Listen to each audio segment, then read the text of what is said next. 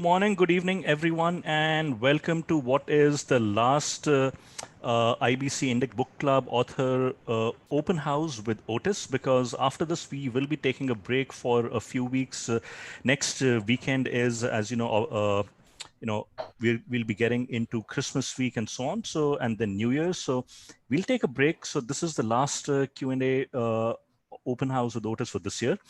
And for those of you joining for the first time, or those of you watching this video when it is put up on YouTube, then as part of Indic Academy and Indic Book Club, what we're doing every week, and we've been doing this for the past couple of months, is we invite budding writers, aspiring authors, and anyone who's interested in improving the craft of their writing to send in a sample of approximately 800 words to 1,000 words at the upper limit to Otis.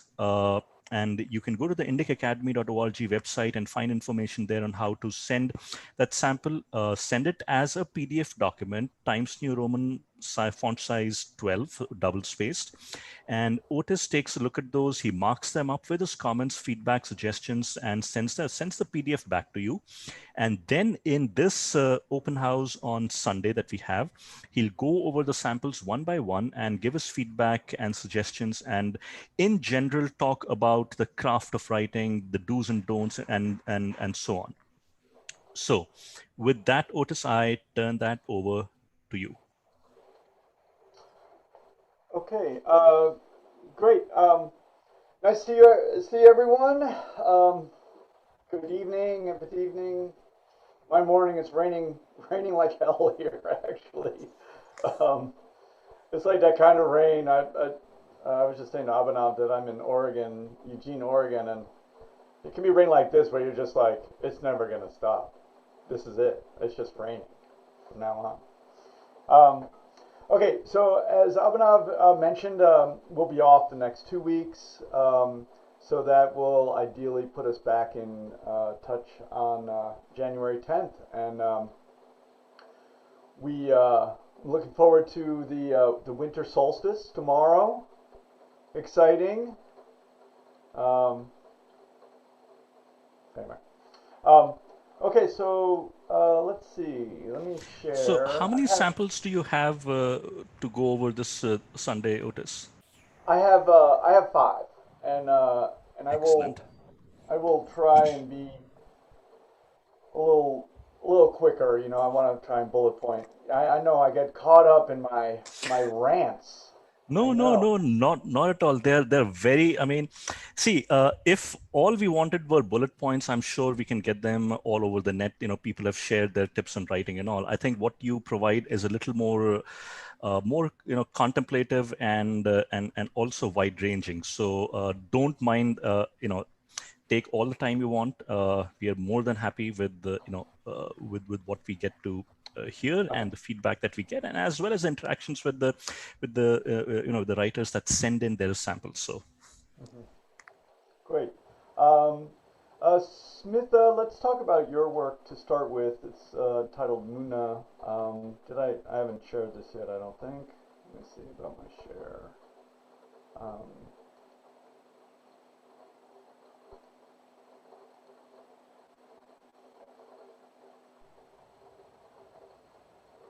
what's something happened?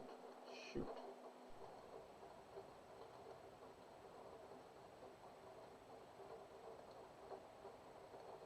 Am I still here? yeah, we can see your Oh, screen. I'm sorry. My screen cut out, so I was like, I thought I lost everyone. Ah, Okay, there we go. I was like, suddenly it was quiet, and I was like, oh my God, I'm alone. Okay. Um, you can see the screen. Smitha, are you here? HS Smitha. I don't always know a first name, so forgive me if I'm not getting that yeah. right. So Smita, if you're online, can you please switch on your webcam and let Otis know that you're there? If not, then we'll have to move to the next sample.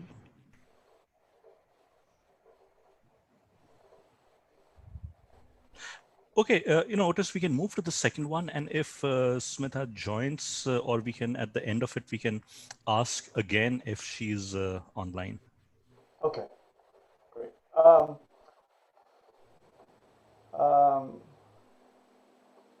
Gratitude. Ashvani, I see that you're here.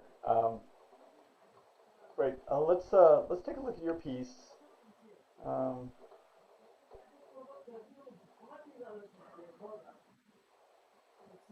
Really God's grace. Only then I'm able to do so much about courses and meditation and all that because I got such a good person at home working. Otherwise, the ladies will be tension only. someone's is that you, Ashvani? I love it. Let's see.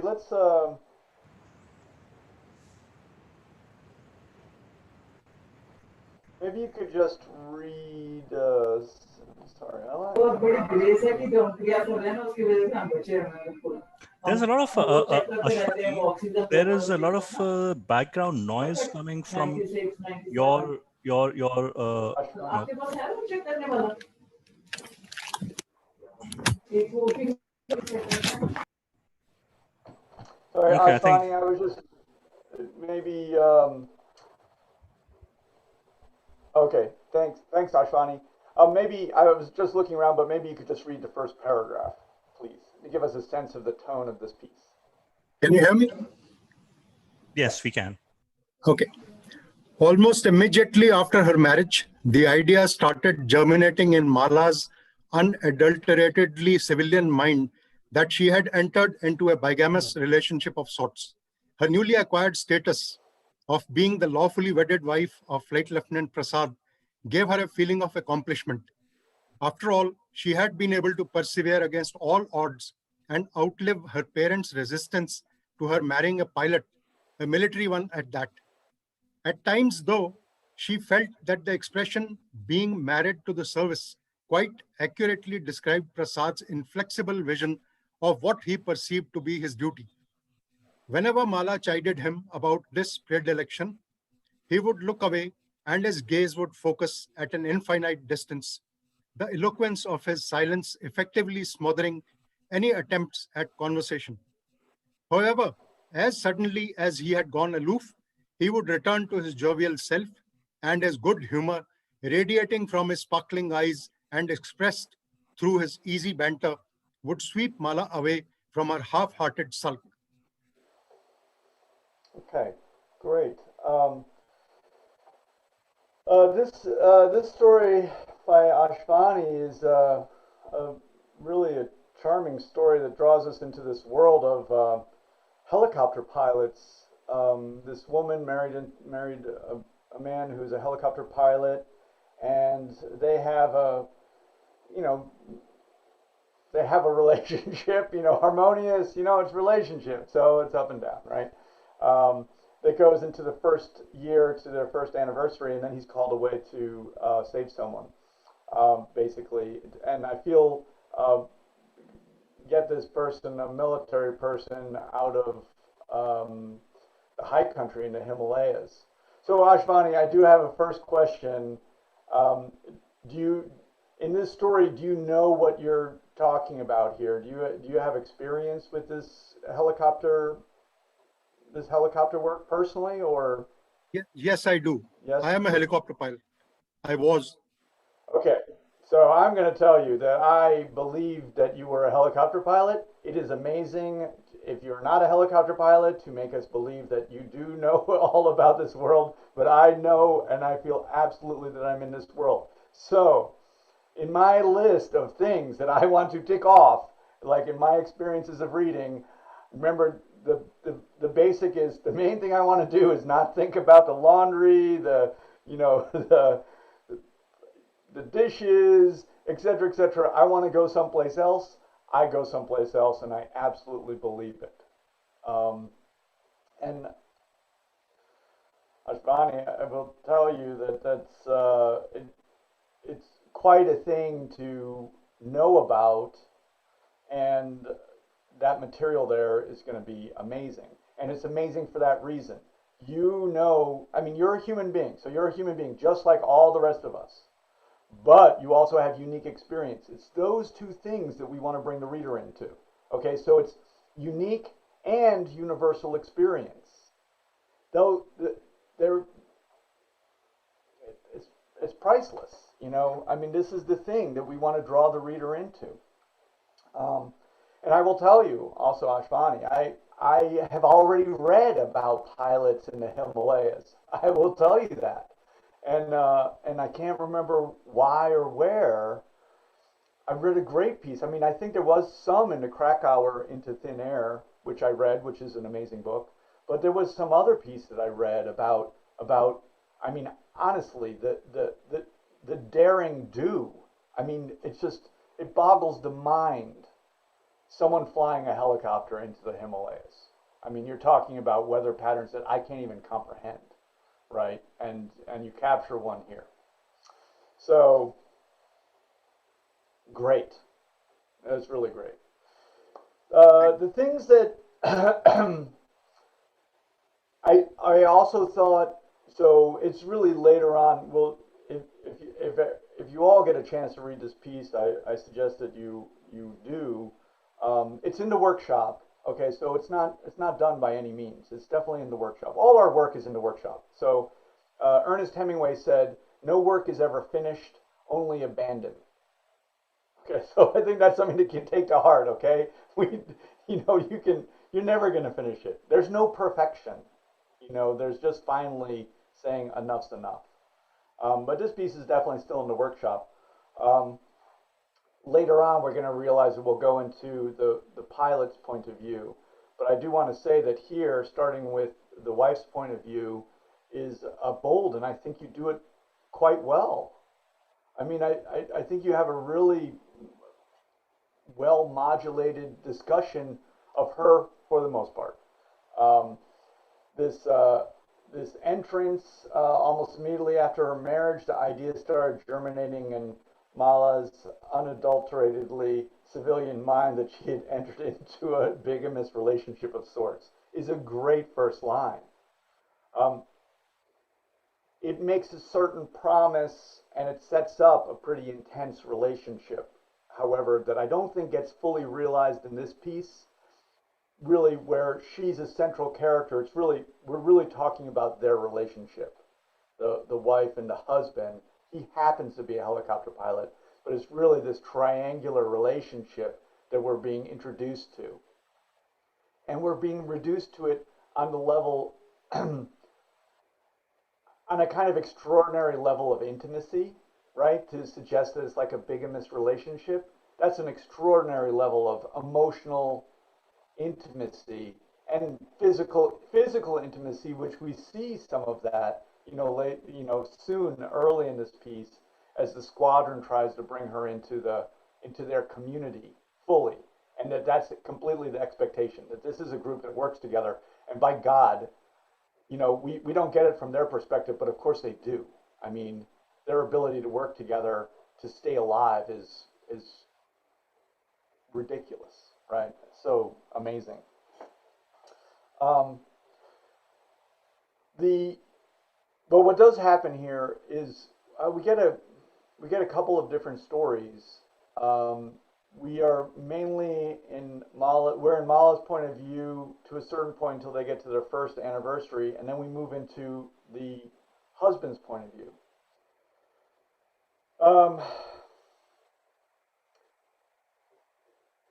That's something that we want to think about. I mean, the way I look at our writing is that it's really a cost to benefit ratio. I mean, I think I've said that before. So what do you get and what do you lose? When you draw the reader into a point of view, as you do here with this woman, that's when they first open the book, right? And they have the willing suspension of disbelief. What the willing suspension of disbelief means is this transition. I want to leave my world and go into yours. That's what it means from my point of view. So, and I'm willing to go wherever you take me, but you better take me somewhere, right? That's it. Um, when we accomplish that, and I basically get involved in the conflict that I'm being presented here at the beginning, and I become attached to my point of view character, who I now basically expect to be the vehicle for my experience, the vehicle for my emotional experience. So I've done that. I've gone with Mala, and I'm saying, I want you to be the vehicle for my experience. I want to have an experience of life through you as the avatar, basically, right? Once I've done that, to take me out of there and put me in another character makes me wonder what's going on.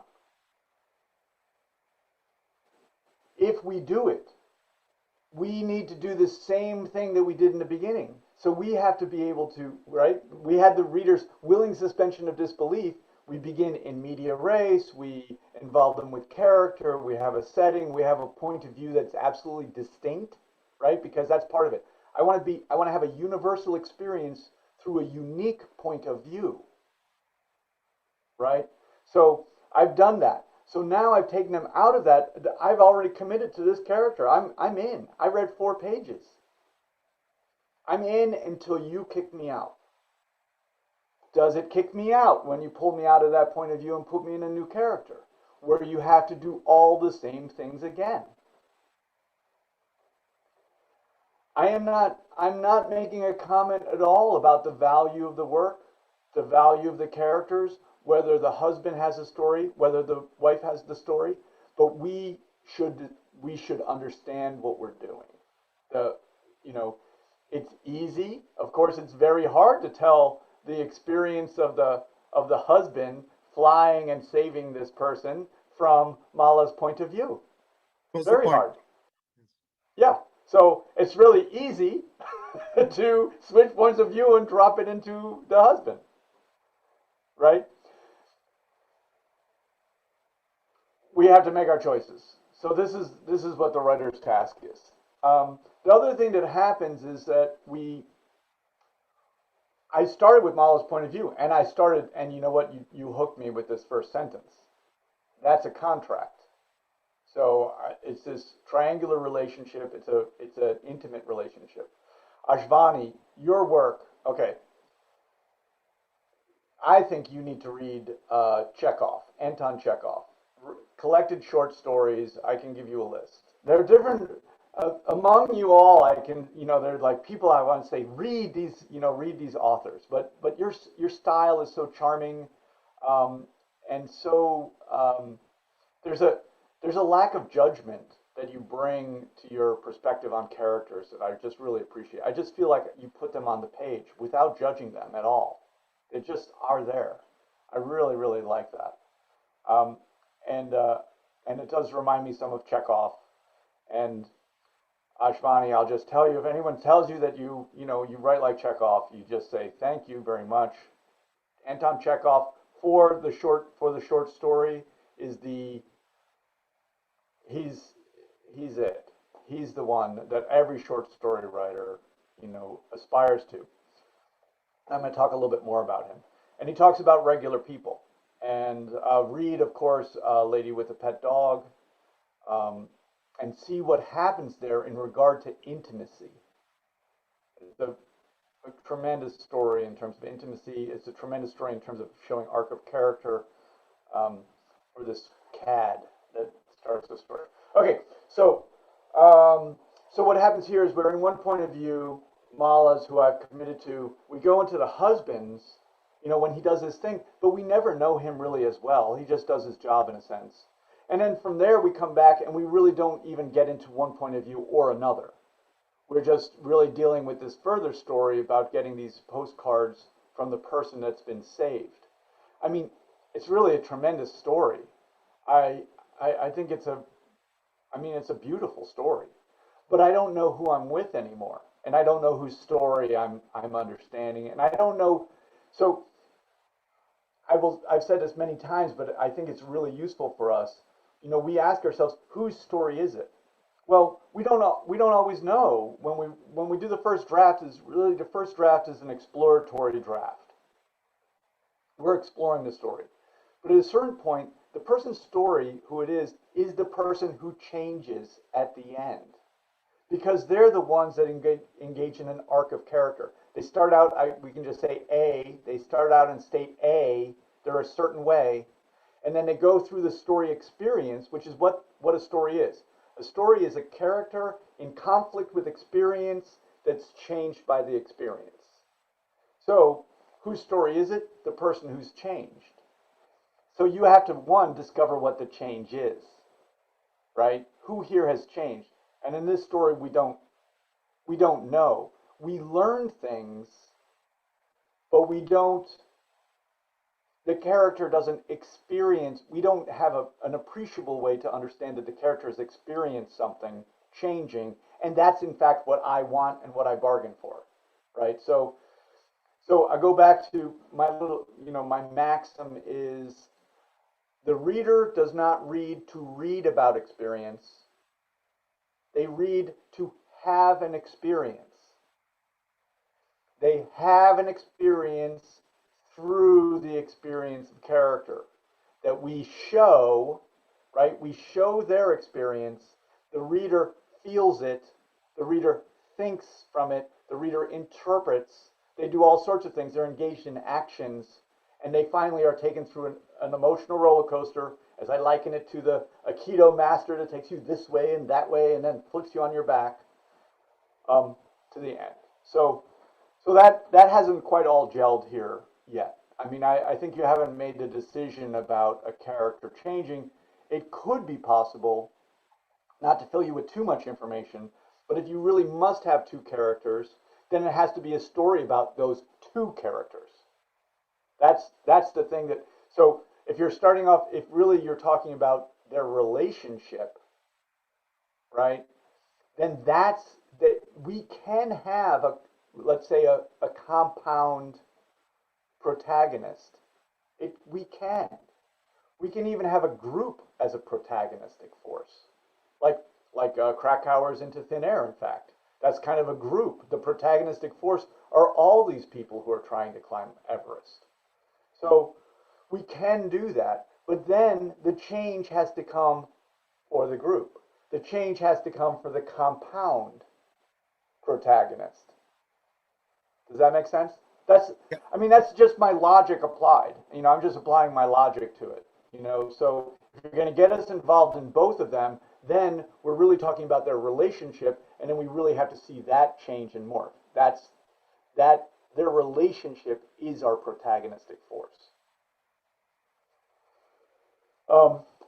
The one of the books that actually influenced my entire writing career I read when I was young, and it was called Chicken Hawk, and it was about a helicopter pilot in Vietnam. There was a period in my life when I read every book about Vietnam I could. Right before that, I read every book about sharks. Every book about sharks I could find, then every book about Vietnam I could find. That was my order. This book changed my life, and it influenced me in a really big way. Not a great book, probably. I don't know. I read it when I was 13. I read it all the way through, and in the book, throughout the course of the book, when I was done, I'm just going to say this because you're a helicopter pilot. I felt like I could fly a helicopter. Okay? That is not true. I could not fly a helicopter. Okay? But I felt like I could fly a helicopter. I knew so much about helicopter. I knew about the pedals and the rotating and the this, and I don't know what I knew. I was 13, but I was so in it that I felt like I was the pilot.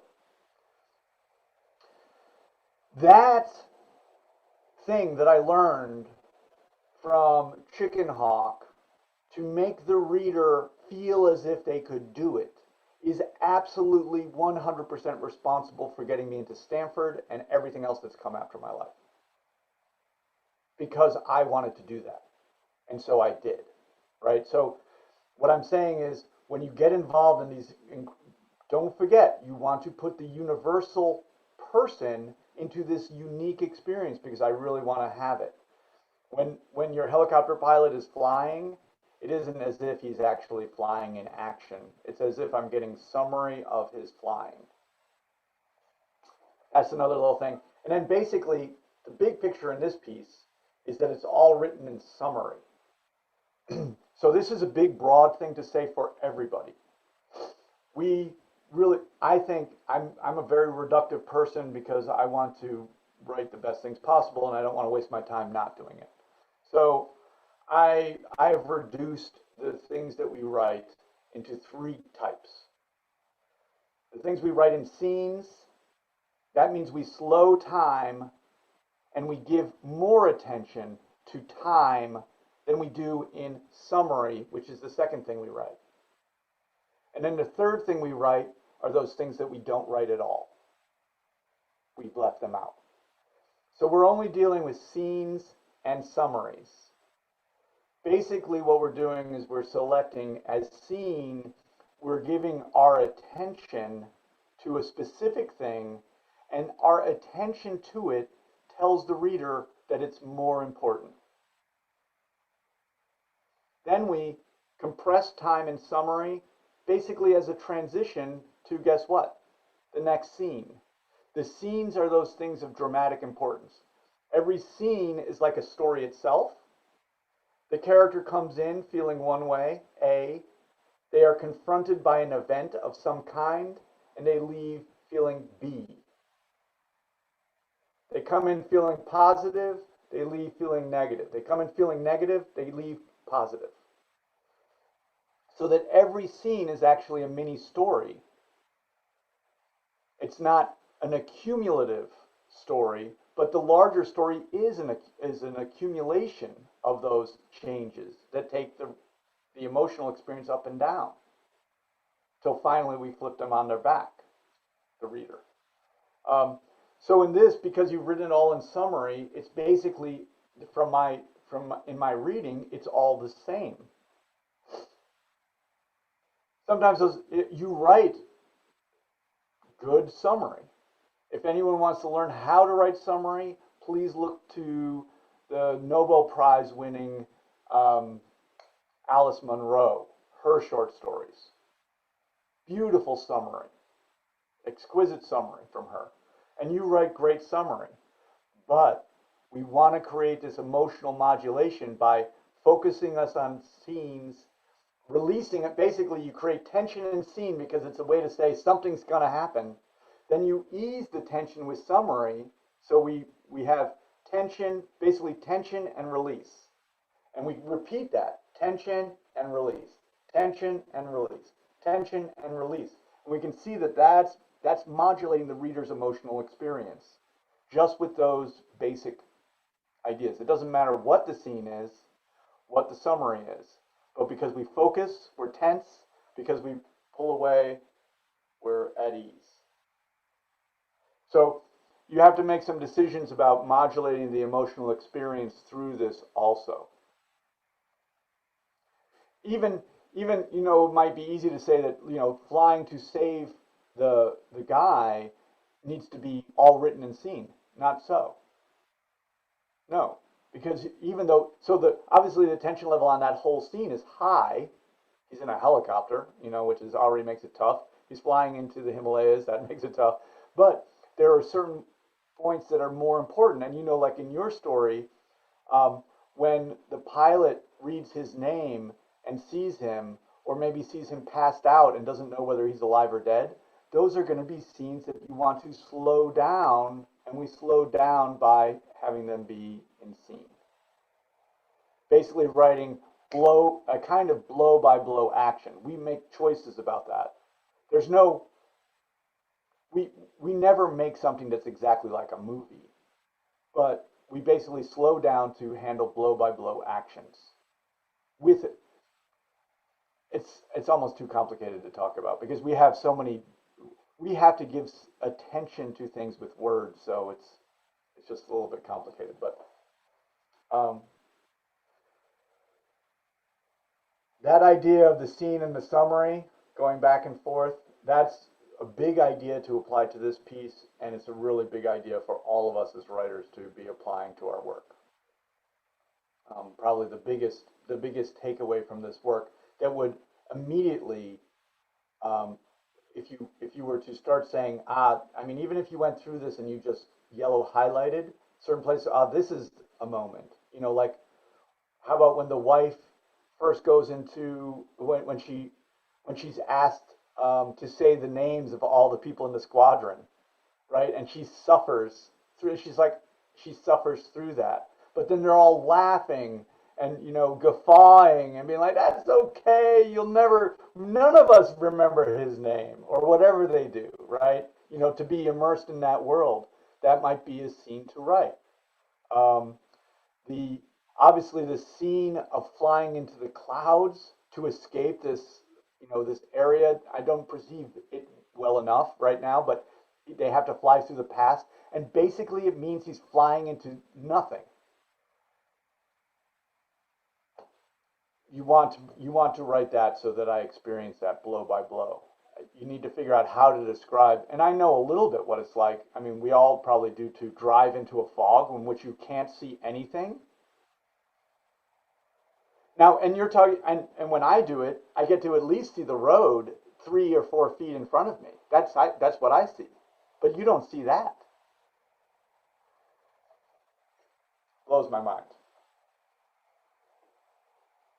Um, uh, Ashwani, do you have any questions about this piece? Really amazing work, great material, Just incredible wanted to say world. two things. One is that I think even with the benefit of your debrief now, uh, I I don't think the story can be written with only Mala's point of view, because of the simple reason that many things are happening away from her. So that's one point. But I have taken your uh, point about, in case we are doing a changeover to another character, then it needs to be a more comprehensive way of doing it and putting the reader into the new character's mind. I've understood that point. Hmm. The other Well, yeah, go ahead. the other point I was going to say was that uh, I thought I had met your uh, maxim about Mala, the protagonist, starting with a particular frame of mind about being petulant that her husband can't be with her on her first anniversary, but by the end realizing that her petulance was so petty as compared to the lofty gratitude of the guy whom her husband had saved. So I thought I had brought about that transformation in her, but obviously I didn't meet your requirement somehow. Well, well, you're never going to, Ashvani. So just forget about it. No, Okay. no. I got that, but this is where your piece didn't. For me didn't go quite far enough. The so we the Mala is sort of petulant about the husband not staying. He has to run this mission, right? And then the husband is hugely successful. It becomes too easy in this, right? This is really, so let's go back to the beginning. It's about a relationship, and it's about the intimacy of relationship, and we expect that to go pretty deep.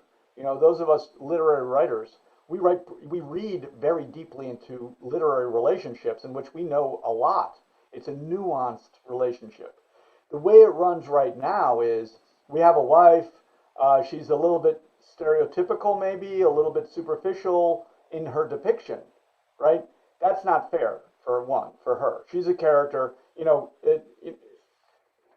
Let's say I'm the wife. Remember, the reader they are imagining that they're that person. They're filling that person with life. So if someone came to me and said, "I'm sorry, it's your 1 year anniversary and all, but I got to go fly this mission to save someone's life," and I was going to go, "Why can't you ask someone else to do it?" Now, I don't think I do that. Remember, you're putting a human being into the character, and we're all human beings. So I don't think that that's 100%. It's going to have to be more nuanced, and she's probably even going to have to feel guilty about it. I would imagine I would feel tremendously guilty if I said, I mean, it's as if I'm a sociopath. I have no concern with someone's life. I don't think so. So right now the way it plays is, she does something, and she basically does something that's wrong, and then the outcome corrects her. No, no, no, no, no. Well, that's too easy. We don't have characters who are wrong, and we don't have characters who are corrected. Read Lady with a Pet Dog. Then we talk about going into really the really you're talking about passion. I mean, in some way, you're talking about trust and passion between two people, and that's really what this story is about. It's not about the person who's saved. right? So we go back to the idea that if you have both points of view, you're going to write about their relationship. Um, there are a couple other little things. We might be able to talk about it some more. Maybe we'll have a conversation about it. But I would, Thank you, Otis. Thank you. yeah, yeah, it's the groundwork for something that's really extraordinary. But this is another thing for all of us too. When we do that sort of exploratory draft like this, it then should release us. We want it to release us from just these concerns. We've written 2,000 words on this. It feels like a good length. So now let's try and keep it that way, and now let's really try and make the emotional experience happen. We can deal with other things beside getting from the beginning to the end. Now we can deal with what the nature of that experience is going to be, and make sure that we're getting things on the page that are going to be moving the reader in the ways that we want to come to something that's really revelatory. It can't be. It is not a revelation to say, you know what, your attitude before was wrong, and now you've been corrected, right? Um, Okay, I'm glad I asked that question. Thank you. Thank you. yeah, yeah. Okay, let's see. Ram, let's talk about your work. Yep.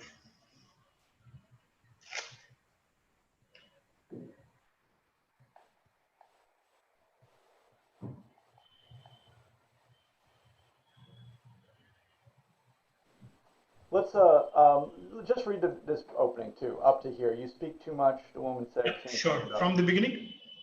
Yeah, please. Okay. My earliest memories are of the orphanage and of mother visiting. All of 5 years old, I had peeked from behind the door at the lady sitting in the wire-back chair across from the orphanage superintendent. She did not match the mental image of a mother my 5-year-old brain had conjured up. Wasn't the mother supposed to be pretty, dainty, whose smile would sprinkle tiny stars around and whose touch would be as soft as the baby kittens we played with? Wasn't the mother supposed to be like the fairies in the picture books? The woman in front of me was large, with thick hair cropped at the neck, framing her square face like a lion's mane. Her hands were as thick as the superintendent's, maybe thicker. Yes, yes, madam. Of course, madam. As you please, madam. Certainly not, madam. The superintendent was supplicating, hands clasped in front. You speak too much, the woman had said, chin turned up. Bring the child. Fabulous.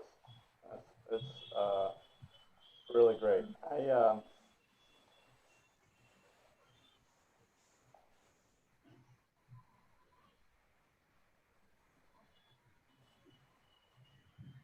I'm just looking to remind me what's.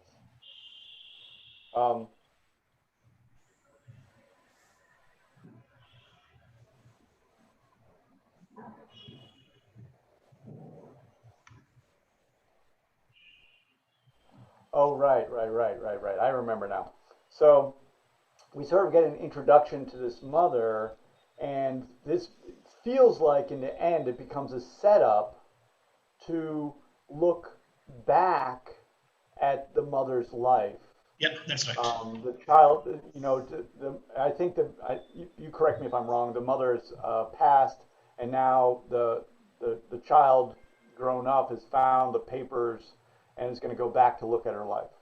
That's Um, right.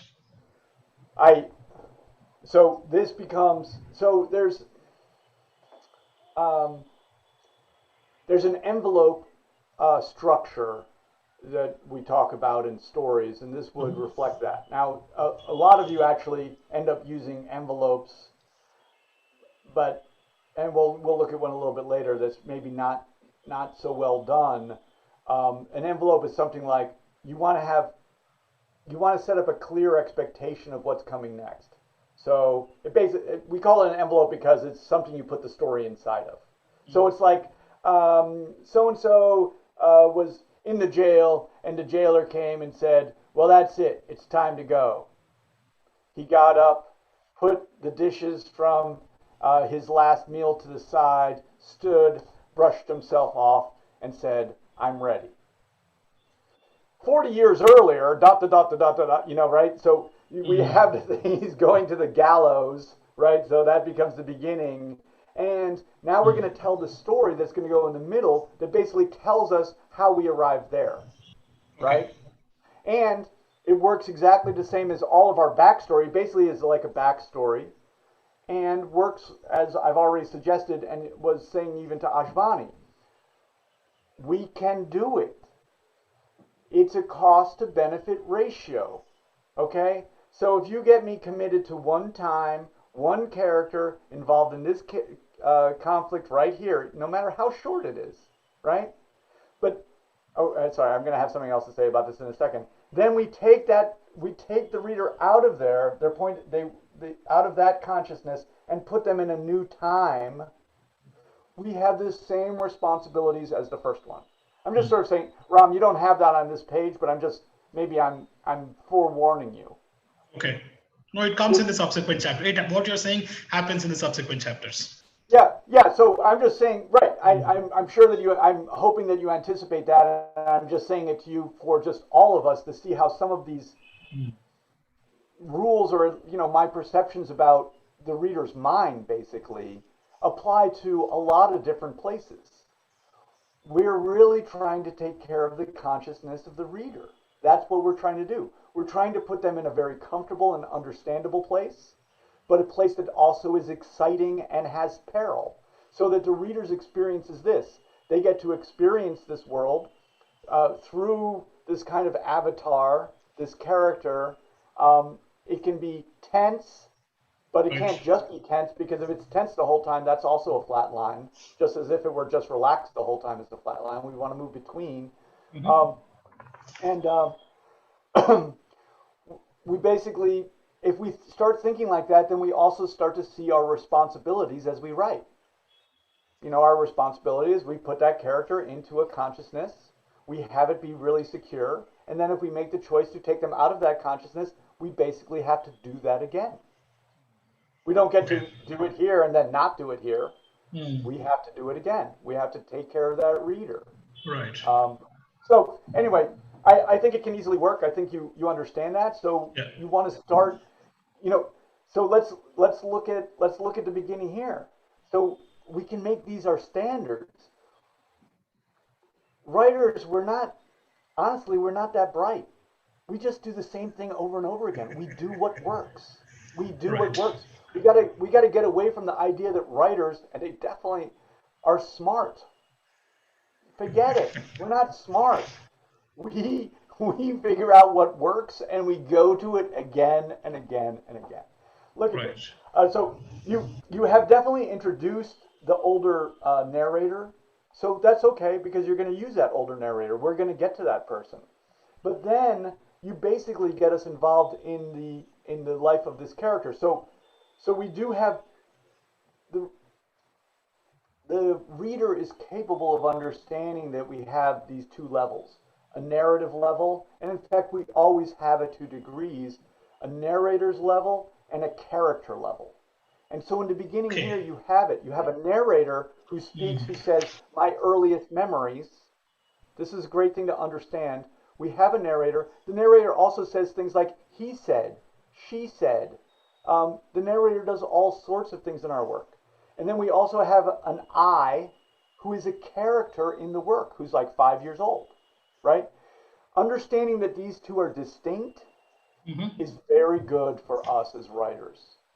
Okay. Because they have distinct points of view, and it's better to have distinct points of view than just a mishmash. And what we basically do in our writing, though we have both working all the time, like our scenes or like anything we do in writing, we give attention, or we give a sense of dominance maybe to one or the other. So when we're with this kid in the orphanage, you definitely put us in his point of view, pretty much. I mean, you could maybe tighten it up a little bit, but you put us in his point of view, and so we see from his point of view, and that's really great for the reader. We really identify with that. The metaphysical narrator who starts this piece, who could be anywhere, who's basically a non-physical presence, we don't identify with non-physical so much. And the reason for that is we read to have an experience of a character in peril, right? We get to read in the safety of our chair about perilous experiences. I get to sit in my chair and read Chicken Hawk about a helicopter pilot in Vietnam in safety. I love that. I don't love being in peril. In fact, I mean, I like it a little bit, right? But I don't really like it. And if I like it at all, I like it within my control. But our characters experience peril a little bit out of their control. And that is actually a scary experience. But I get to read about it. I love it. But it means that we say in writing, skin in the game, right? There's actually a physical person there, and the stake is their very life. So I get to, like this child's life. He might be emotionally scarred. He might get beaten at the orphanage. I don't know, but he's a human being. Metaphysical narrators, they don't experience peril. And I understand that all of us as writers want to rise to the level of this metaphysical narrator and escape the perils of our own body and experience. Totally natural, but it's not what we write, for the most part, if we're writing narratives. We want physical people in peril. There's an application and thesis statement stuff that I'll deal with if we ever have to talk about it. So anyway, the beginning here is great. So my earliest memories are of the orphanage and of mother visiting. I'm unclear early on what that means. So that's someone. It's just a little confusing, the relationship. I need to clear it up a little bit. Yeah, I need to maybe add Yeah, a sentence. yeah, but all of 5 years old. So this is still the narrator. All of 5 years old, I had peeked from behind. So we have this had, right? But now we should get into it. So I had peeked. So this is taking us from the narrator back to 5 years old. Peeked behind the door at the lady sitting in the wire back chair across from the orphanage superintendent.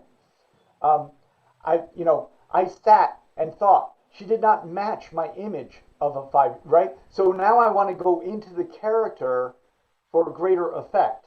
So she did not match the mental image of a mother my 5-year-old brain had conjured up, is still kind of the narrator. But I'd rather go into the character, right, and be like, peeking from behind the door, I snuck forward. She did not match my mental image of a mother. Then, when I imagined a mother finally coming and taking me, I imagined stars and kittens and things I couldn't even organize or whatever, however you want to play, talk. I think you do a great job of getting into this child's point of view, but this is for all of us. So I'm talking about distance. I am talking about distance. This is one of the big things that we work with. And distance. So when we're the narrator, so if the story is taking place down here, characters in peril, killing, different dangerous things happening down here. The narrator's up here. They're like the lofty gods that don't have a physical presence. When we write from the narrator's point of view, there's a great distance between the reader because the reader reads through the words. So I use the narrator's words. I go through the narrator and then see down to the little people down here. I have a lot of distance. When I have distance, I'm safe, right? Just like in real life, just with human beings, the human animal. I am safe from other human animals if I keep my distance from them. But when I'm close to them, they're much more dangerous. Same thing in our writing. So we take those words and we now put them into the character's head, right? See from their point of view. Now we're close. So we're distant as narrator, close as POV character. Narrator and character. It makes the reader feel more to be close. But, so I'm going to go back to that little comment about scene and summary. So in scene, we can go into the character's point of view. We're close. But summary, right? So summary is the compression of time. Right. Can the character compress time? No, the narrator has that power. The narrator has the power to compress time. So as soon as we compress time, we go away. So now we see what we're doing. We're Right. getting close in scene and we're going away with summary. Close with scene, away with summary. It's worth the Right. price of admission right there. And then, and what does that mean? Close, tense. Far away, at ease. Close, tense. Far away, at ease. These are the emotional modulations that we take the reader through. Tension and release of tension. Right. That's it. I'm telling you, we are not geniuses, okay? So, we get so involved in writing our genius ideas, if they don't make the reader feel anything, they don't matter. Right. Our genius, if we have any, is being able to see life and witness life accurately as well as we can. To Yeah. remove our biases and see accurately, put that on the page because we want to put the real world on the page, even if it's fantasy. Right. Because the real world is something that I can identify with. The real world is something that we share, all of us. So that becomes a universal experience, right? And Right. then we have the unique manifestations of it. Okay, so back to this. So she wasn't pretty. So we basically, if we're in the character, we can have his experience of like, Right. basically a conflict between what he imagined was going to take place and what did take place. And Right. that is a beautiful and true thing that happens to human beings all the time. I can totally Right. identify with that. He has a fantasy of what the mother should be, and then he has the reality of the mother that I love. I can't believe how much I love this woman. So, so the fairy, and I feel it because you give me both, right? Does everyone understand that? Because you give me the contrast between what he thought Okay. he would find and what he did find, that is that contrast is what allows human beings to see and perceive things. Contrast. If there's no Okay. contrast, we do not see and perceive. This Right. goes along with the other idea of we paint with thick lines. This one, our protagonists and antagonists are diametrically opposed. And this also works so brilliantly too, Ram, I think, because what you're finally going to get to is this woman's incredible life. And Yeah. so I'm really looking forward to that after Okay. you've given me this sort of iconoclastic, well, not iconoclastic, but like this woman who's defeating the stereotype. That's what we're being told. She defeats the Yeah. stereotype. Um, Right.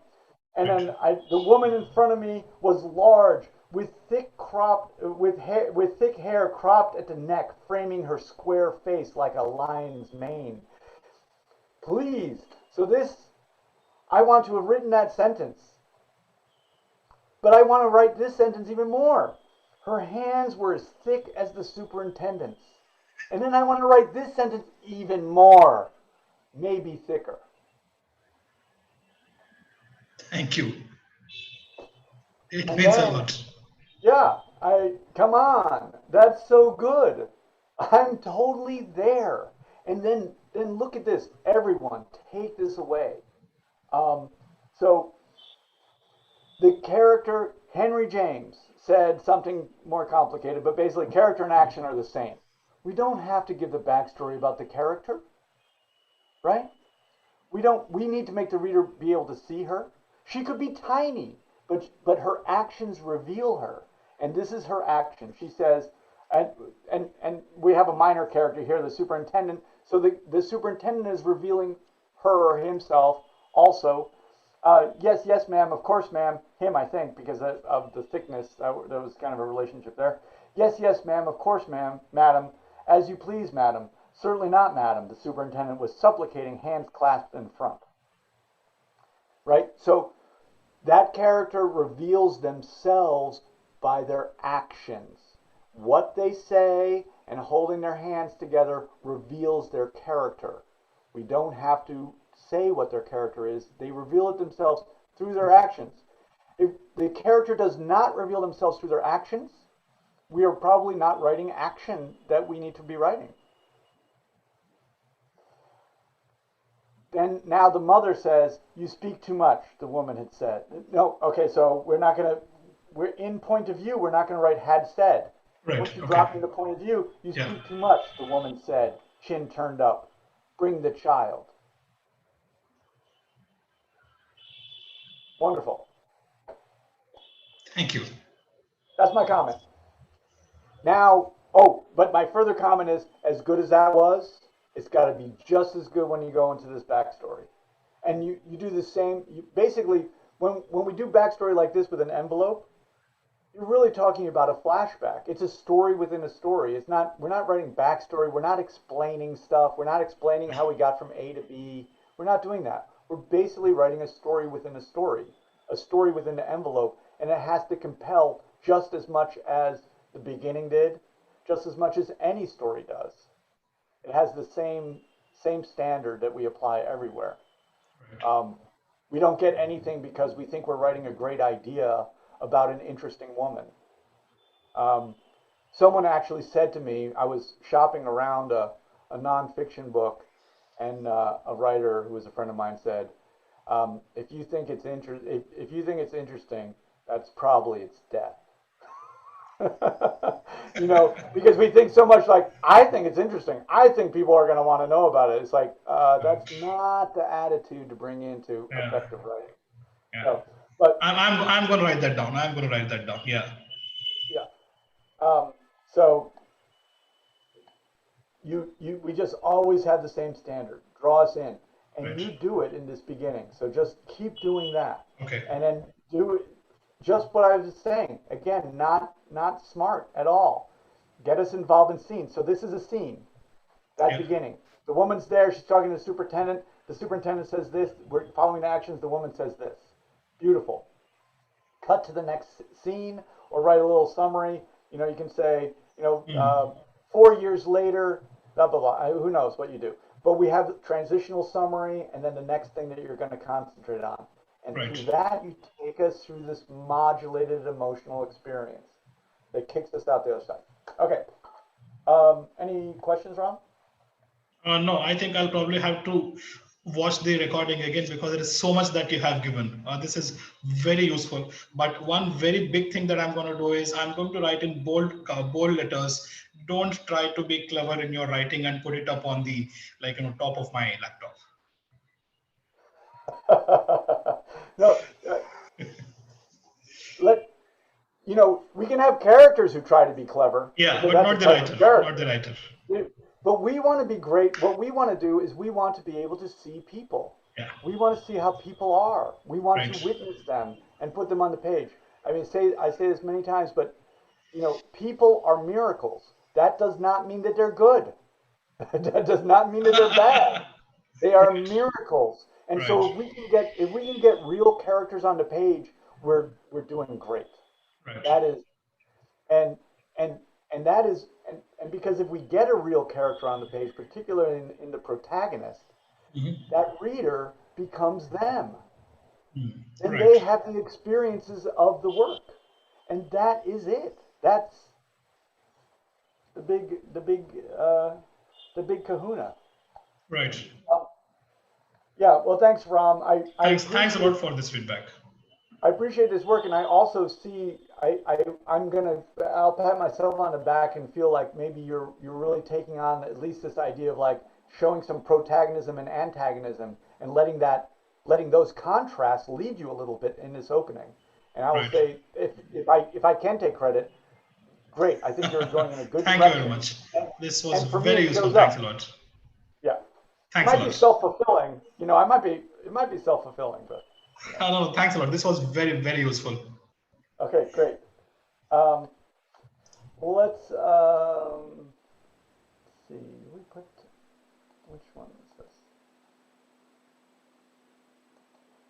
Sorry, I'm trying to switch my.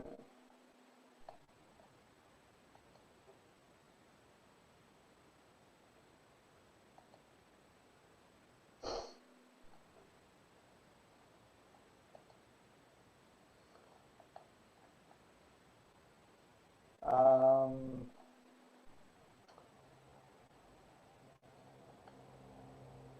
Sorry, is Jay here? Hi. Yeah, Jay was your last. yeah, I think Jay is there. Okay. Hi.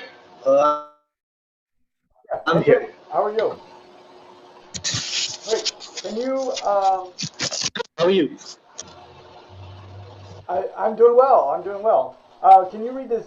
We're just going to read this first little short paragraph, and then maybe we'll try and be good on our time. Okay. So just to open it. The young man stood on the pier, taking in the best of the morning wind. He faced west with his back illuminated by the rays of the rising sun. He visualized himself appearing as a fearsome silhouette to distant enemies from the east who dared look upon his land with desire and greed. Okay. Should I continue? I said, go ahead. Yeah, maybe can you just read the next paragraph too? That was a little bit brief. Go just one more paragraph, Jay, if you could.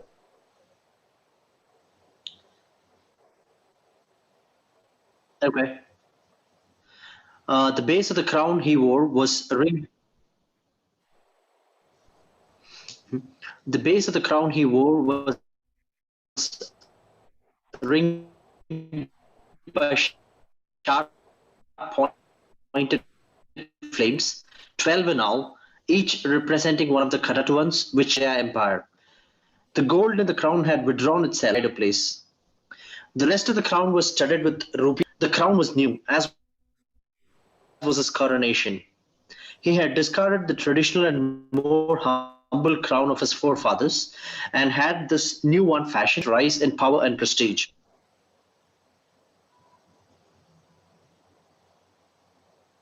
Okay, thank you. Okay, in starting this, I have probably two main comments about this. I like this opening very much um, because it gave me some sense of promise about what might come. I like this. He visualized himself appearing as a fearsome silhouette to distant enemies from the east. So for me, I like the idea of it seems to me a sort of psychological truism that he's engaged in sort of visualizing how he will appear to others, which seems, it's like that sounds like the story of my life, basically, particularly during a certain period. It's like, how are other people going to see me? Are they going to be frightened enough from me because I need them to be very frightened of me so that they stay away? Um, I like that sense of insight into this character. Um, it it doesn't, though I think that characterizes him in the beginning. I'm not sure that you intended it that way. Um, we don't really see that sense of characterization play out, and I don't. I'm going to go here. It's much later that we have this person. Then I find out that they have a crown and things like that, and I realize I'm dealing with someone who's pretty lofty. Um, and it's Sangrama, who I think might be a historical figure, or is that a historical figure, Jay? Hello? Yeah, Jay. Is that Yeah. is that a historical figure? Yeah, he is. He is. Okay. Um, so so for me, I don't think there's any benefit in. So I don't believe in withholding information from the reader. So and actually, Jay, you wrote me an email and you said I made the comment: the reader does not read to find out what is Okay. happening. They read to find out what is going to happen next. So in a sense, Yeah, yeah. I don't if this is the character in the beginning and it's a historical character, I don't think you have a benefit in keeping it from us. We just have to jump in with both feet. I'm writing about a historical figure that people recognize, Okay. will recognize, and now this is going to be a sort of take on a story that maybe you're already Okay. or maybe you aren't. Um, so so I think it's a good idea just to jump in with that Okay. because what happens here is when I read, I even marked this. I said, um, well, I have a couple things early on. I'm always applying sort of the same idiotic rules that I In media apply all the res. time. And I do that, yeah, in Uh media huh. race, Who's the protagonist? I assume he's the protagonist, but I don't know really who he is. And then we want to get the conflict on the page right away. The conflict is a result of two forces. That's what a media race would Okay. be. Two forces already in conflict.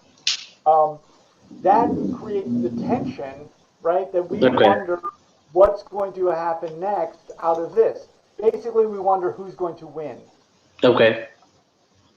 This has a subtle implication for Ashvani's work too.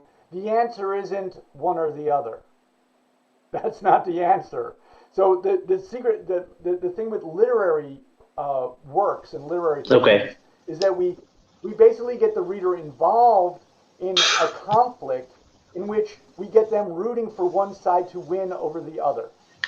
What happens throughout the story is that doesn't happen. The protagonist loses again and again and again and again until they're basically transformed in a different way. So this is with writers are basically engaged in bait and Huh? switch. So in a subtle way, like Ashvani's work was about a woman who basically is Okay. wrong, and then the husband is right. Like that's not how our stories work. We take these two forces, and from them we catalyze a new Yeah. experience out of which something arises. But anyway, to do that, Yeah. we need the antagonist on the page. Um, and oh, Hmm. this is a little point if I read this beginning. So a young man, I don't know, is on the pier stood on the pier taking in the best of the morning wind. So little things like who thinks it's the best? Yeah. Who is that? And this goes into kind of a big issue I think that we want to deal with is that remember if I'm talking about the narrator being up here and then we have a character. So the narrator does a lot of things. In fact, through the narrator, everything arrives. But we can move that point of view into the character, right? And that's going to be more immediate and more tense for us as readers, right? But when we have not established the point of view, and we write the young man stood on the pier taking in the best of the morning wind, who thinks it's the Okay. best? So what we usually do is we have this narrator be objective. They display no bias whatsoever. Because if they display a bias, bias is also personality, right? Mm-hmm. So like Ram's narrator comes in and Okay. says, "I remember when." So now that narrator has a personality. Mm-hmm. They're a human being, and they're a human being called I in that case, even though they're metaphysical. Here we don't have an I narrating, but we do have a narrator saying it was the best of the morning wind. Yeah. That bias tells us that we are dealing with a human being.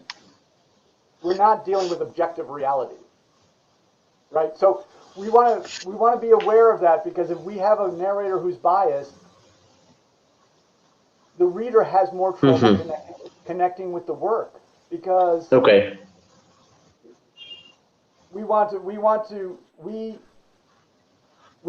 do this as readers. We read about the unique life, right, within Okay. an objective universe. Okay, so that's a little thing. And then he faced west with his back illuminated by the rays of the rising sun. So I'm basically, writers are basically strategists and tacticians. That's what we do.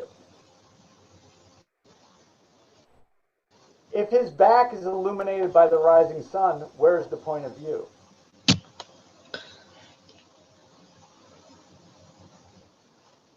I'm kind of asking, but it's like the point of view Looking is east. behind him. Well, the point of view is back here because it's telling me about his back. So I know it's not his point of view because he can't see his own back.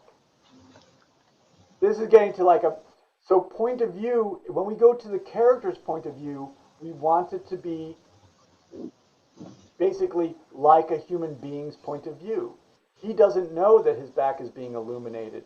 I'm bringing it up because again we have a narrator who's seeing him we're not taking the reader's point of view into um, his physical being. Um,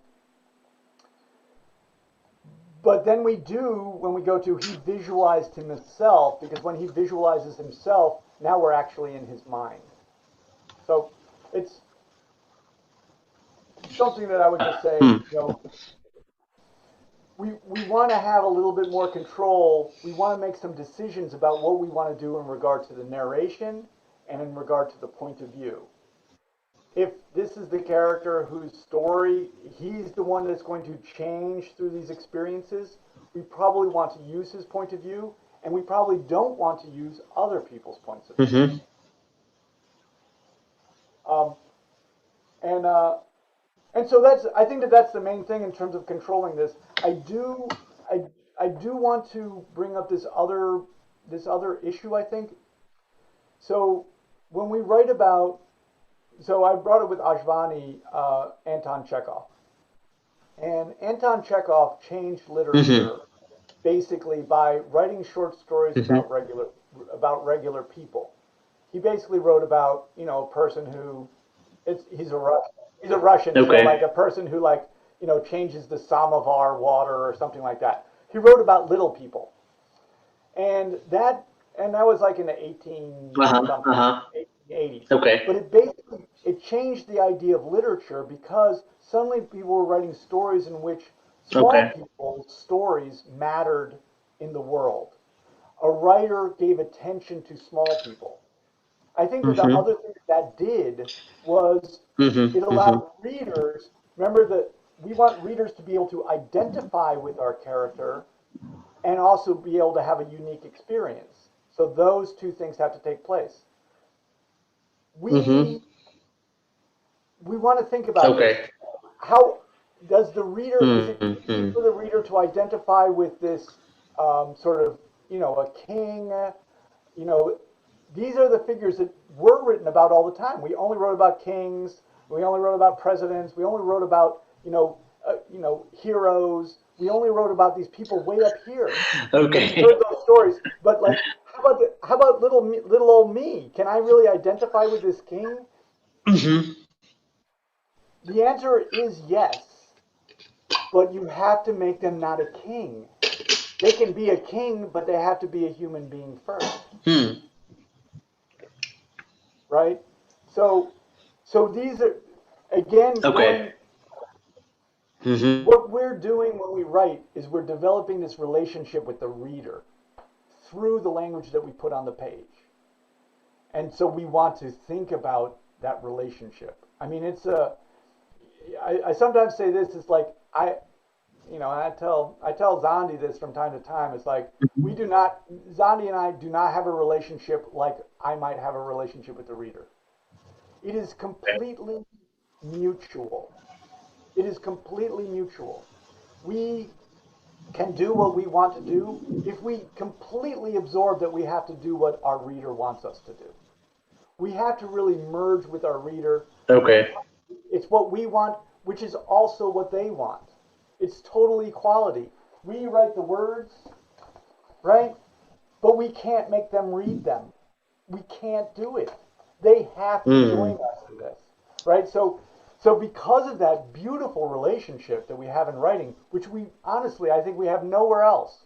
I can go and I can say, Zandi, blah, blah, blah, blah, blah. Like, she can't even run away. I'm yelling, or she yells at me, and I'm like, what am I supposed to do? Leave the house? But with books, not so. We can leave the house anytime. So we really want to think a lot about how we create this relationship. It's not what comes from us. We don't get to be like, hey, this is my say. Look, I wrote my book and you're going to read it. No. Not unless we get some professor to assign it. And then even the kids don't even want to read it. So we've lost already. Anyway, so think about some of these things, but if you feel compelled to write these historical characters who are kind of lofty, do think about humanizing them and understand that you're going to have to go someplace imagine them, imagine their point of view in a Okay. very human way. Because the one thing we know about everybody, this is what I think, Mm-hmm. what we know about everyone is that we're all human beings. And so we know a lot about everybody else in the world. So then we apply that knowledge when we write those characters, that deep understanding of human beings. It does require also developing that deep understanding of human beings in ourselves. So we can only know them as well as we know ourselves, but this is the work we need to do, you know, because we want to, in the end, put characters on the page because of my maxim. I don't think I'm making it up. People are miracles. They're amazing. They're envious. They're proud. They're spiteful. They're vindictive. Wait, I gotta have some more good ones. They're generous. They're, you know, right? They're all these amazing things, and Yeah. I just love them, kind of. Jay, do you have any questions? No, not right now. So this is just another little instance. You see this in front of me. So like, I like this idea. The tailor brought it all together into a sarong that was mocking the morning sun with a bright reflection. Like, I kind of like it. I mean, Yeah. Yeah. it's outrageous and it's inventive. Yeah. But it's like this narrator. Who is this narrator? You know, who's writing this very biased, Okay. inventive description of um, basically the color of this sarong. Um, it's cool, but whatever we Mm-hmm. do, we want to be consistent and we make everything work for us. We do not make decisions that don't Okay. work. Um, so yeah, um, Mm-hmm. So, Otis, yeah, we may have time for one more. Do you want to take up after you're finished with the Jay? Do you want to take up Aditi's piece? yes, I'm I not do. sure what it is I do. titled. Yeah, I do. Okay, Aditi, Thanks. did maybe you could just read that you can see the yellow mark there, just down to they have to be the first to smell and taste it. Sure. Uddhav stared at his mother in confusion as she handed him a wooden clothespin for his first day at work.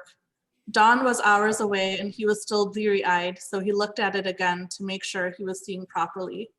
And what am I supposed to do with this? I'm not a dhobi, you know. My job is not to wash clothes. Sarla placed the pin in his palm, closing his hand around it. Put it on your nose when you cook for the deities. You cannot smell the food you are cooking before you offer it to them. They have to be the first to smell and taste it. Okay. Great. This is another piece that I'm going to go ahead and take a lot of credit for because um, who else is going to do it, right? Um, I feel like you start with this sense of, you know, there's this sense of antagonism between these two characters, the mother and the son. The son who has a certain responsibility and the mother who's making certain demands on him. And that sets up everything from my point of view. I mean, I'm involved. I can see the whole story unfolding in a way. So going back to the very simplest things, right? We put the two conflicting points of view onto the page somehow. The protagonist point of view, the one that we're identifying with, and you want to establish that because they're the ones that we're traveling with. You know, they're also the ones that are going to be changed, etc., etc., and then the antagonist the point of view. And it makes us wonder what's going to happen. So when we wonder what's going to happen, we're basically anticipating. We're anticipating something happening, right? This is gold for us. We will use this little formula over and over again because we're writers and we go to what works. We want to make the reader anticipate and then we surprise them. Anticipation and surprise. Okay? It is not anticipation and fulfilling the reader's anticipated point of view. Ashvani, not to pick on you too much, but I think I'm anticipating that the wife is wrong in this, and she is. That's not what we do. We don't do anticipate and then fulfill the reader's expectation. Anticipation and surprise. And if we do that again and again and again, we will be successful. We can do it in terms of the story as a whole, right? So I have the son who's going to cook, and right now I'm feeling like he doesn't think that it's going to be, he doesn't think it's really important that he follows all the rituals and stuff. So, Aditi, I don't know what you have planned for this story, but the answer cannot be, it is important. Okay? You have to surprise us. So, if we do that sentence by sentence, paragraph by paragraph, story by story, we will just be loved and lauded everywhere on earth. So it's a hard task to do, but this is exactly what we have to do. That this extra effort, we can all create the anticipation. We can do it if we apply our protagonist and antagonistic forces. But where we have to dig deep, where we have to reach into ourselves and do something that we don't expect, we have to drive towards surprise. This is actually how we end up growing from doing our writing. Because we know that that's the obligation. The writing is a strict taskmaster. People do not read it if it's not good and it doesn't do what it's supposed to do. So it takes us, right? So if we anticipate and it's surprising, that basically means that it takes the reader into new territory. In order for us to do it, we have to go into new territory also. We make discoveries about the human spirit, about the human soul, about life, whatever it is. And this is the real big benefit of the story form. But I love this. Okay, let me just take you, because this work is very high level already coming in. So these are some subtle nuances that I'm going to suggest. Really take them or leave them. Sometimes it's aesthetic, but like, so for me with language, I get away from, what I want to do mainly is I want to deal with narrative. Narrative for me is a sequence of events. Sentences are a sequence of events. I do not try to show relationships, because then it becomes about the relationship between those things rather than the things happening themselves. I want the reader basically to be, you know, like those flip comics that you go and they change. I basically want to do that. I want to be writing these flip comics with my sentences. So where you have Uddhav stared at his mother in confusion as she handed him the spoon. So that's kind of complicated. He stared in confusion, and also my point of view is like he stared as I have a bit of complication. I would go instead. Uddhav stared at his mother. I would like to have a visual, so that I can see the mother and understand her visually, because otherwise I don't have anything in front of me that's going to be ambulatory at all. But anyway, stared at his mother in confusion. She handed him a wooden clothespin. Look how punctilious, what a jerk I am. For his first day at work. For his first day at work is not the present time. I'm like, that's for later. He's not working now. It's a clothespin. Cut it. Right? She handed him a clothespin. Jay, this is a little bit, so this is where we don't keep things from the reader. We don't, Okay. We want them to know what's happening. What's happening is he's staring at her and she's handing him a clothespin. I know exactly what's happening. Okay. Right? So we're not revealing what is happening. Okay. So that's kind of an example of it. And I have no problem. Yes, I don't know why she's handing him the clothespin. That's true. And I don't need to, because I know. My grandfather used to say, actually, I say it, but I tell my daughters that my grandfather said it, so it has more gravitas. He said, there's always a reason to do what you want. I say that to them all the time. They hate it. They hate it at this point, believe me. But anyway, so I know there's a reason. No character does anything without a reason. We don't do anything on Earth without a reason. Okay. So she handed him the clothespin. So I'm like, what's the reason? I can't wait to find out. I'm anticipating. I know what's happening, and I'm anticipating. Uddhav stared at his mother in confusion. She handed him a wooden clothespin. Dawn was hours away, and he was bleary-eyed. He looked at the clothespin again to make sure he was seeing properly. And what am I supposed to do with this? So you see how I'm doing that, Aditi? It's like a Gatling gun of short ideas, but basically because I'm doing it like that, I get the reader, and at least I feel for myself too, I'm now fixating moment by moment on what's happening. I'm hurling along. I mean, it's Aditi, we might say it's a small moment. It was like Ram's, the woman coming. We might say it's a small moment, but I live for this. That feeling of like, I want to read the next sentence. And then when I read the next sentence, I never anticipated reading that sentence. And now I'm like, what the hell is the next one going to be? And I'm going like this.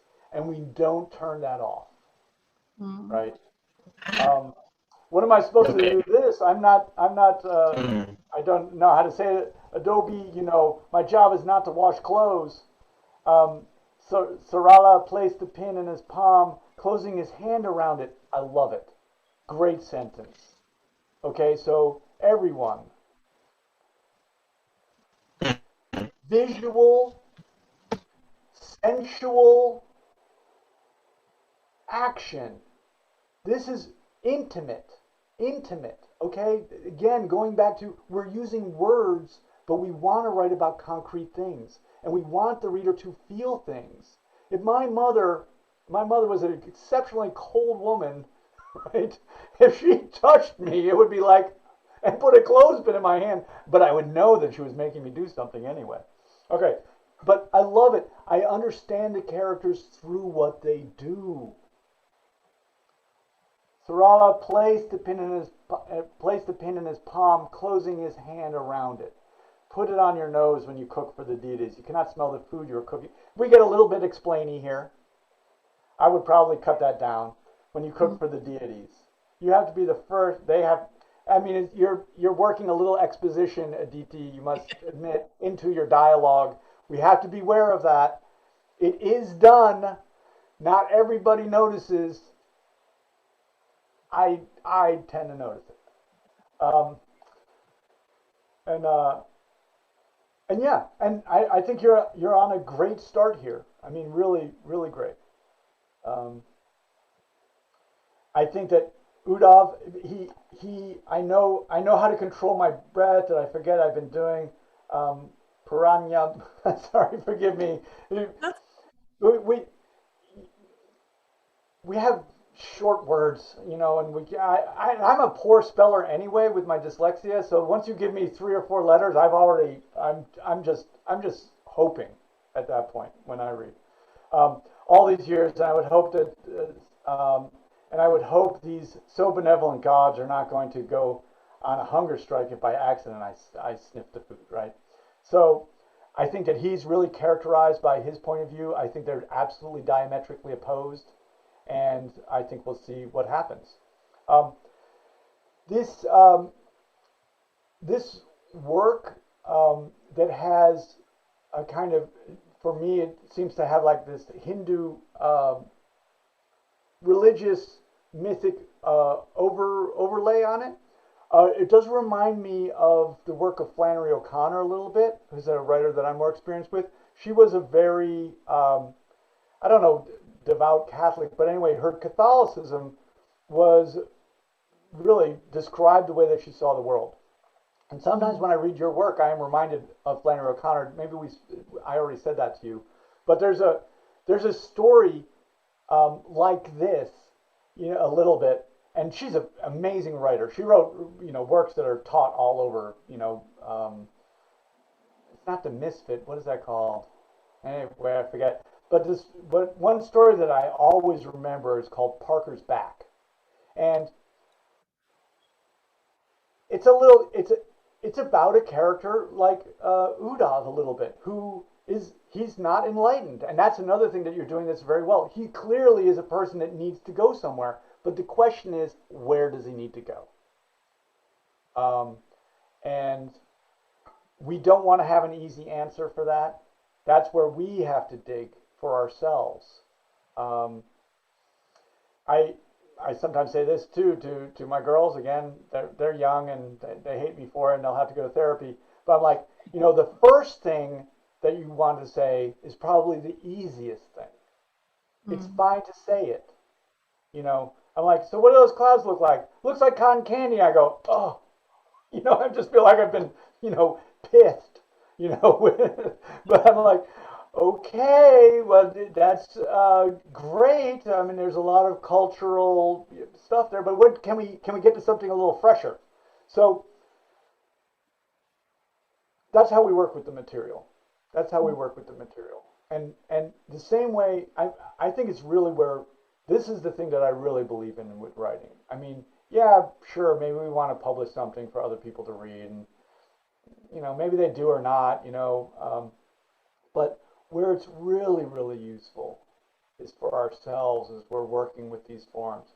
We do with ourselves first what we do with the reader second.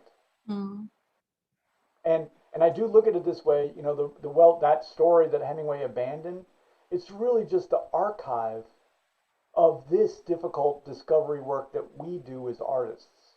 That's how I look at it. It's the archive of that they can then get something out of from reading it.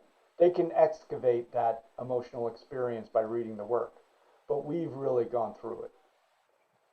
I look forward to where this is going. Do you have any questions, Ron?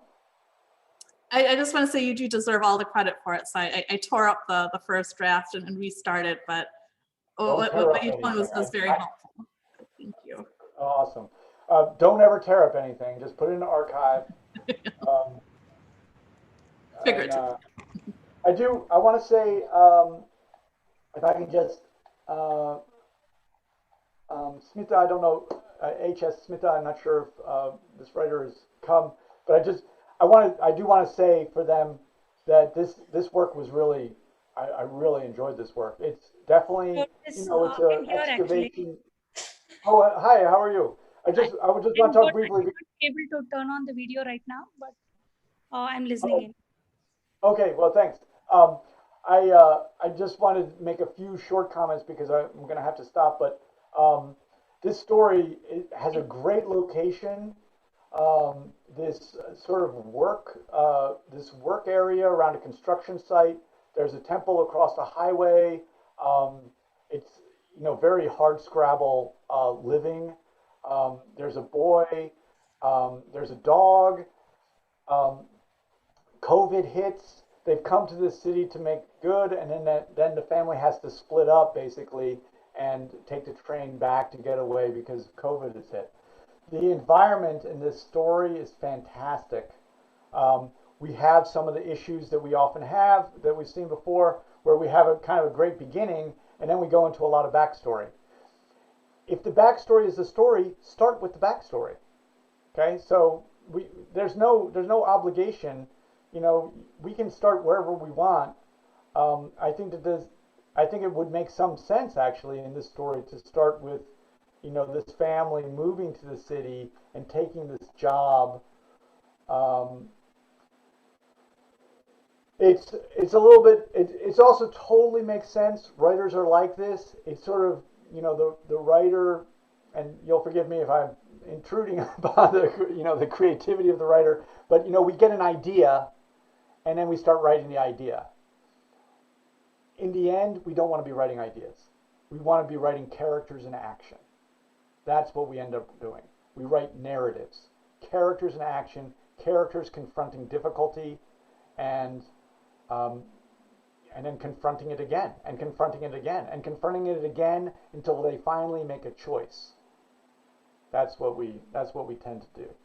But anyway, I want to say I really enjoyed this. There are a couple little things that we can always take away because of this idea of the reader coming into the work. People argue about this kind of thing. I have my feelings.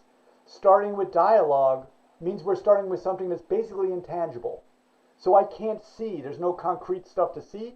So we might start with settings, um, and then I do really, I can't see these characters, so that's a problem. But I really like what they say, and I feel the forces of protagonism and antagonism. And this was a wonderful first draft. Okay. Okay, thank you so much. Thank you. Thank you, Otis, and thank you all for joining in. Lots of useful, advice, suggestions, tips, and we will see you in the new year. And all of you have a great, happy holidays, great new year, and stay safe. And we'll meet in the new year. Thank you, Otis, and Thanks, best Otis. wishes for Thanks, the everyone. Thank holidays you for you. all. And Thank you so much, I also everyone.